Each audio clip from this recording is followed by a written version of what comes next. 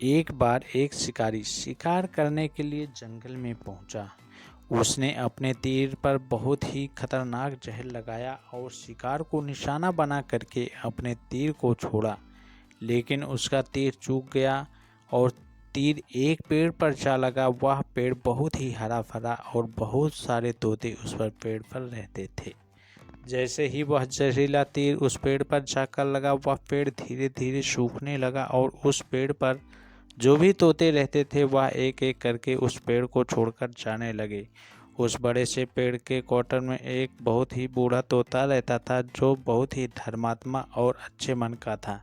सभी तोते उस पेड़ को छोड़कर जाने लगे थे, लेकिन वह बूढ़ा तोता जाता था, दाना लेकर के आता और उसी क्वार्टर में आकर के बैठ जाता था, परंतु उस पेड़ को छोड़ने को तैयार नहीं था। बूढ़े तोते के साथियों ने कई बार आकर के उसे समझाया कि यह पेड़ सूख रहा है, किसी दिन गिर भी जाएगा, चलो किसी और पेड़ पर चलकर रह जाए, परंतु वह बूढ़ा तोता वहां से जाने को तैयार नहीं हो रहा था।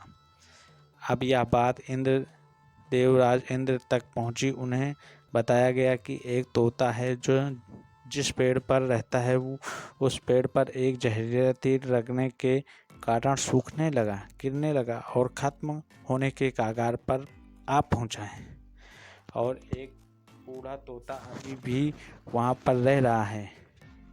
वह दाना लेकर आता है और वहीं पर रहता है, जबकि उस जंगल में बहुत सारे पेड़ हैं, लेकिन वह उसी पेड़ पर रहता है।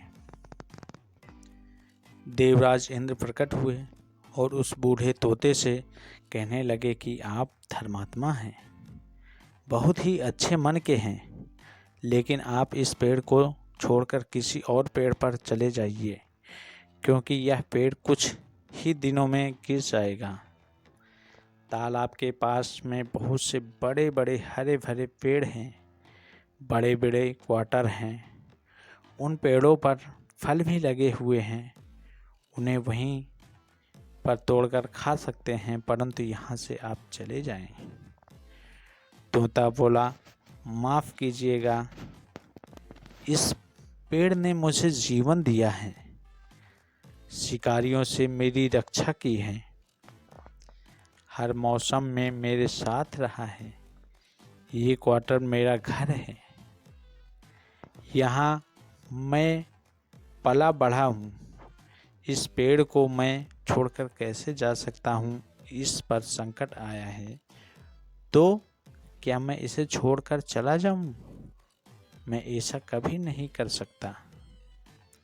देवराज इन तोते के इस बात से बहुत ही प्रसन्न हुए।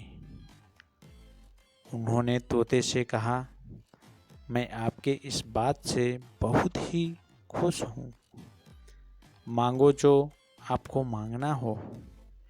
उस बूढ़े तोते ने कहा, मुझे बस इतना मांगना है कि जिस पेड़ ने मुझे जन्म दिया, जहाँ मैं रहा, पला बढ़ा, जिसे आप मेरा जन्मभूमि कह सकते हो, आप इसे फिर से वैसा ही हरा भरा कर दो जैसा यह था। देवराज इंद्र ने अमृत से उस पेड़ को सींच दिया और पहले की तरह हरा भरा कर दिया। अब वापस से उस पेड़ पर आकर के बाकी तोते रहने लगे। वह बूढ़ा तोता कुछ समय तक और जिंदा रहा, फिर उसकी मृत्यु हो गई और वह स्वर्ग में चला गया। यह कहानी हमें सिखाती ये है कि जब भी किसी इंसान का बुरा दौर आता है तो इमोशनली वह टूटा हुआ होता है, उसे किसी के सहारे की ज़रूरत होती है, किसी की आवश्यकता होती है। अगर आप ऐसे समय में उसे छोड़कर चले जाएंगे, उससे बात नहीं करेंगे, मुंह मोड़ लेंगे, तो आपसे बुरा कोई नहीं है, क्योंकि आप किसी के सुख का साथी बने या ना बने, लेकिन आपको हमेशा किसी के दुख का साथी ज़रूर बनना चाहिए। हमारी ये कहानी आपको कैसी लगी कमेंट में ज़रूर बताइएगा, और अच्छी लगी तो एक लाइक करिए और चैनल को सब्सक्राइब कर लीजिएगा, ताकि हमारी और कहानियाँ आपको मिलती रहें। जय हिंद, जय भारत।